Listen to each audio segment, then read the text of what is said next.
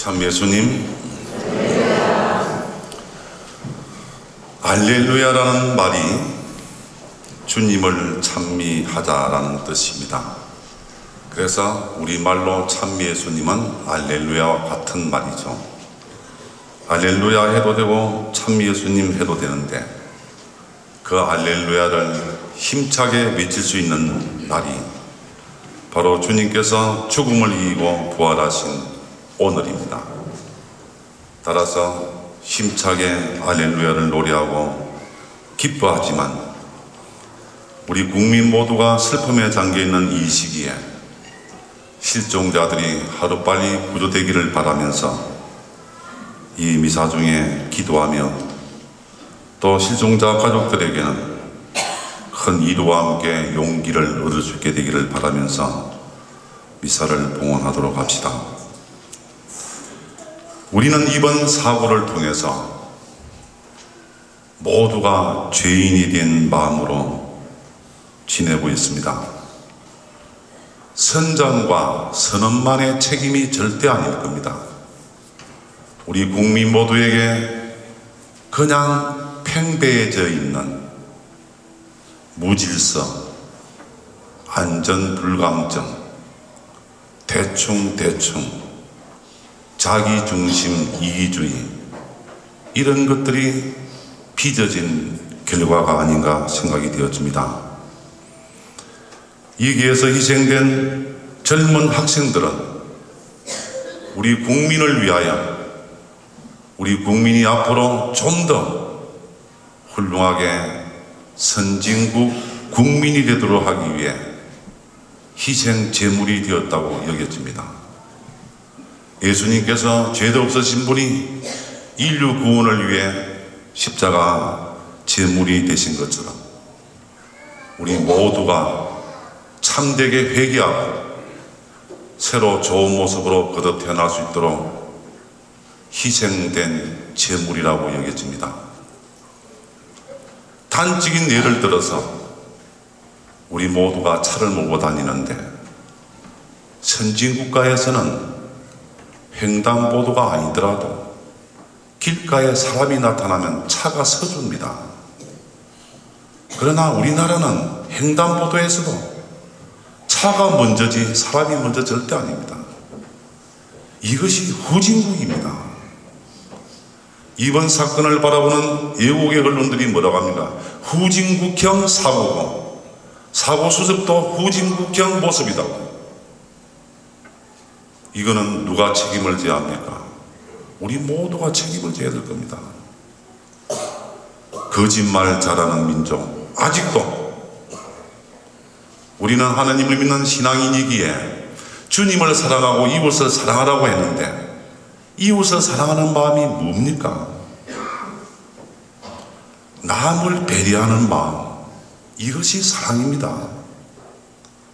남의 유익과 이익을 위해서 내가 조금 양보해주는 마음, 남의 정신적 물질적 손해를 끼치지 않으려고 내가 애쓰는 마음, 남을 용서해주고 이해해주고 포용해주는 마음, 이런 것들이 사랑하는 마음 아닙니까? 그러나 우리는 극한적인 상황, 어떤 일을 당했을 때 본능적으로, 순간적으로 그런 마음은 싹 없어지고 나만 살려고 하고 나만 챙기려고 하고 이웃을 배려하지 않는 이 모든 것들이 우리 모두에게 팽배되어 있다는 것은 우리 모두가 회개해야 될 진정한 항목들이 아니겠습니까? 누가 이걸 책임집니까? 대통령이 책임질 수 있습니까? 정부가 책임질 수 있습니까? 선장만이 책임을 져야 됩니까? 우리 모두가 책임을 져야 되고, 우리 모두가 죄인이고, 우리 모두가 회개해야 될 사항이라고 여겨지기에 이번 이 사건의 계기로 돼서 우리 국민 모두가 거듭 태어나는, 정말 내적으로 쇄신되고 개혁이 되는 그런 계기가 될 때 희생자들의 죽음은 흩어지지 않으리라고 봅니다. 우리 그런 마음으로 기도하면서 우리가 하느님의 자비와 은총을 청하도록 합시다. 주교님께서 보내주신 부활절 담화 일부분 읽어드리겠습니다. 하느님께서 사랑하시는 교우 수도자 성직자 여러분, 그분께서 참으로 부활하셨도다. 이렇게 외치는 기쁜 소식 위에 부활신앙이 세워집니다. 곳곳에서 새로운 생명의 기운을 감지하는 이 계절에 우리 신앙 공동체는 예수 그리스도의 부활대축일을 경축하고 기념합니다.